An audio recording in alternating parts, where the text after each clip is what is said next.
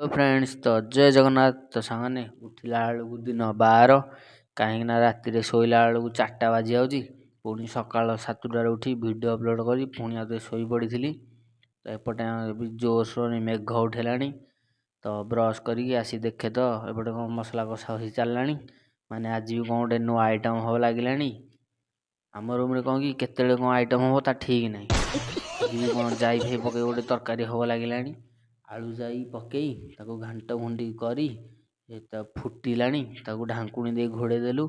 एपटे मु गाधे बाधे पूरा रेडी होगी बाहरी पइली। एपटे भी आमर बढ़ा बढ़ी कार्यक्रम जोरसोर आरंभ हो गला। तो तरकारी कंचा लंगाटे मेथी साइड कुरकुरी जोड़े रखी भात झोल टे पकईदेली ताको भलसे गोला गोली करी आलू खंडे न चकटिले कौन हम आलू खंडे भी चकटा हम ना तो भोक तो प्रबल तो दाबी दे गली तरकारीटा टेस्ट थिला तो खाई पी बाहरी पड़ी ड्यूटी आज एतिकी रही देखा आ गोटे ब्लॉग रे। जय जगन्नाथ।